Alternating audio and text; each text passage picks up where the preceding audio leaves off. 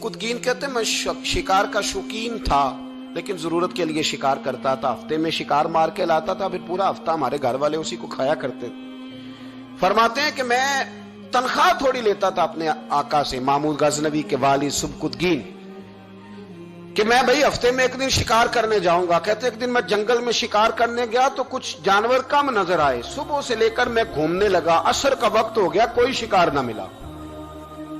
اب میرے دل کے اندر یہ ڈر تھا کہ اگر مغرب مجھے یہیں ہو گئی تو مجھے کوئی درندہ کوئی جانور پریشان کرے گا۔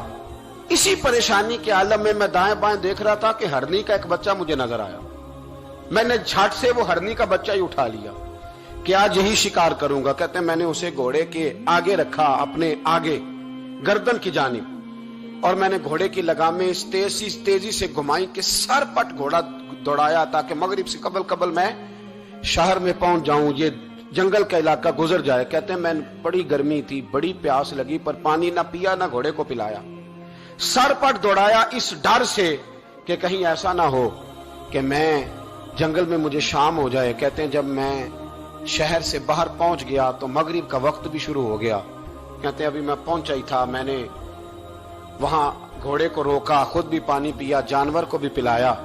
کہتے ہیں ذرا میں نے آنکھ اٹھا کے دیکھا تو جس ہرنی کا میں بچہ لایا تھا وہ بھی دوڑتی ہوئی میرے پیچھے آ گئی۔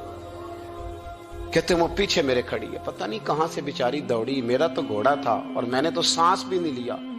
1.5 گھنٹہ 2 گھنٹے میں بھگاتا لایا اس جلدی میں کہ باہر آنا ہے۔ کہتے ہیں پلٹ کے دیکھا تو اس کی سانس پھولی ہوئی ہرنی کی اور للچائی نظروں سے مجھے دیکھ رہی ہے۔ دل کے ایک کونے سے آواز آئی کہ آج تو 2 شکار ہو گئے، بچہ تو پکڑا ہی، اس کی ماں کو بھی قابو کرتا ہوں تاکہ ڈبل شکار ہاتھ آئے گا۔ کہتے ہیں پھر اندر سے میرا درد بولا، اندر سے میرا رحم بولا کہ ایک ماں اپنا بچہ لینے آئی ہے، اور اس طرح تو اسے تکلیف نہیں دی جا سکتی کہ اسے بلیک میل کر کے ماں کو بھی رکھ لیا جائے۔ کہتے ہیں جب میں نے اس ہرنی کی طرف دیکھا تو اس کی نظروں میں سوال تھا، اس کی نظروں کے اندر سوال تھا، کچھ مانگ رہی تھی۔ کہتے ہیں میں نے اس بچے کی پشت پر ہاتھ پھیرا، پھر میں نے بچہ چھوڑ دیا۔ کہتے ہیں اس نے پہلے بچے کو بازوؤں میں لیا، پھر اپنی زبان سے اپنا بچہ چاٹنے لگی۔ کہتے ہیں پھر وہ جب جنگل کی طرف جانے لگی تو ایک دفعہ اس نے میری طرف دیکھا، دوسری دفعہ اس نے آسمان کی طرف دیکھا۔ زندگی میں مجھے اتنا سکون کبھی نہیں آیا تھا جتنا آج آیا۔ کہتے ہیں میں گھر گیا، عشاء کی نماز پڑھی، باوضو میں بستر پہ لیٹ گیا، لوگوں میرے نصیب دیکھو، مجھے مدینے والے محبوب کا دیدار نصیب ہوا۔ رسول کریم علیہ السلام میری خواب میں آئے، میں رونے لگا، گھر مہک اٹھا، پھول کھلنے لگے، خوشبوئیں بکھرنے لگی۔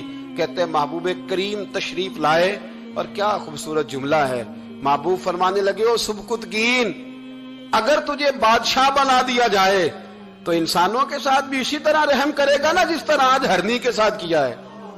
اگر تجھے بادشاہ بنایا جائے تو رویہ یہی رکھے گا یا بدل جائے گا؟ کہتا ہے میں رو پڑا، میں نے کہا یا رسول اللہ میں تو غلام بننے کے بھی قابل نہیں، تو بادشاہ کیسے بنوں گا؟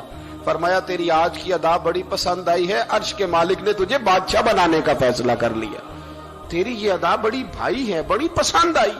فرماتے ایک ہرنی کے بچے پہ رحم کھایا تھا، رب کریم نے مجھے بادشاہی عطا فرما دی۔ ہم نہ سیاست سے بادشاہی لینا چاہتے، سیاستدانوں کے اپنی جیب سے اشتہار چھپوا کے بادشاہی لینا چاہتے ہیں، ڈیرا بنا کے بادشاہی لینا، نہ بادشاہی تو رحم کرنے سے ملتی ہے۔